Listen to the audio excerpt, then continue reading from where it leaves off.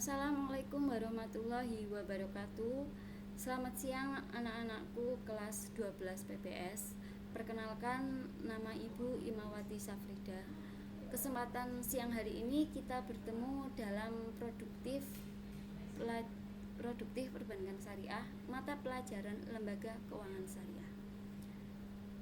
Lembaga Keuangan Syariah ini sudah kalian pelajari di kelas 11. Namun untuk kelas 12 ini kalian akan mempelajarinya dengan kompetensi dasar yang berbeda. Di kelas 3 ini kalian akan mempelajari 8 subkompetensi dasar. Yang pertama adalah asuransi syariah. Yang kedua, menganalisis transaksi pasar modal syariah. Yang ketiga, menganalisis transaksi dana pensiun syariah. Yang keempat, menganalisis transaksi koperasi jasa keuangan syariah. Yang kelima, menganalisis transaksi ajak piutang syariah. Yang keenam, menganalisis menghimpun dan menyalurkan dana bank syariah. Yang ketujuh, menganalisis kelayakan pembiayaan nasabah. Dan yang terakhir, mengevaluasi layanan bank syariah.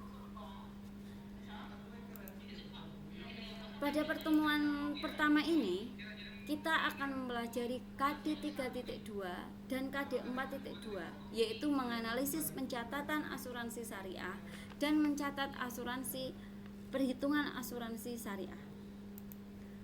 Sebelum mencapai poin yang kita harapkan untuk pertemuan hari ini, di sini Ibu akan menjelaskan sedikit tentang apa yang dimaksud dengan asuransi syariah. Asuransi syariah yaitu perjanjian dengan seseorang penanggung yang mengikatkan diri kepada seseorang tertanggung dengan suatu premi untuk memberikan penggantian kepadanya karena suatu kerugian berdasarkan prinsip syariah.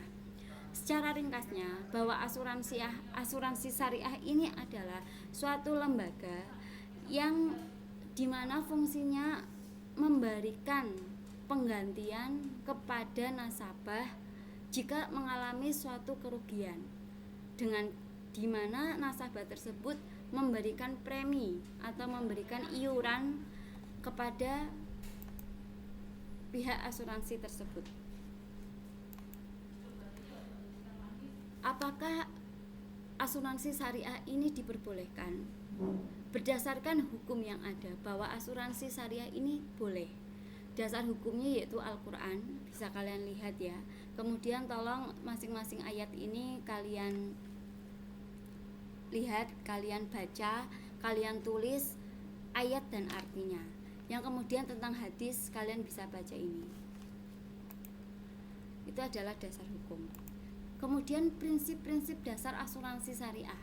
Yang pertama yaitu tauhid. Yang kedua keadilan, ketiga tolong menolong, empat kerjasama, dan yang kelima adalah amanah.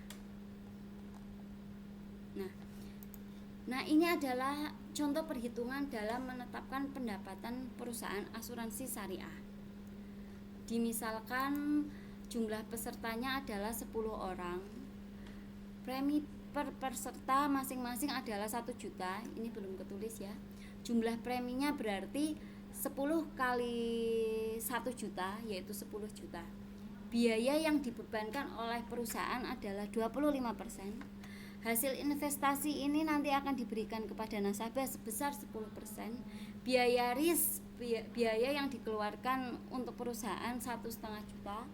Kemudian biaya klaim ini juga nanti dimasukkan ke perusahaan, totalnya 2 juta. Dan bagi hasil yang sudah disepakati yaitu 40% untuk perusahaan dan 60% untuk peserta. Nah, bagaimana cara menghitung pendapatan perusahaan? Nah, di sini jawabannya yaitu premi yang dimaksud tadi adalah 10 juta. 10 juta ini dari total nasabah yang jumlahnya 10 dikalikan premi yang dibayar setiap bulannya yaitu 1 juta. Berarti totalnya 10 juta. Biaya 2,5 juta ini biaya yang digunakan untuk perusahaan. Biaya RIS pun sama untuk operasional 1,5 juta. Biaya klaim, biaya yang dibebankan kepada nasabah dari perusahaan itu 2 juta. Jadi sisanya adalah 4 juta. 4 juta ini total dari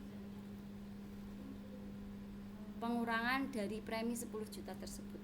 hasil investasinya yang akan diberikan kepada nasabah itu adalah 1 juta rupiah, sehingga sisa yang dibagikan kepada sisa yang nanti akan dibagikan untuk perusahaan dan peserta adalah 40% kali 5 juta dan 60% kali 5 juta, sehingga jadi total perusahaan mendapatkan hasil pengelolaan sebesar 2.500.000 plus 2 juta, totalnya adalah 4.500.000 rupiah. Itu adalah hasil yang diberikan yang diperoleh oleh perusahaan. Nah, sekian yang bisa Bu Ima sampaikan untuk sub ini. Nanti kalau memang ada pertanyaan, silahkan kalian bisa japri Bu Ima. Terima kasih. Wassalamualaikum warahmatullahi wabarakatuh.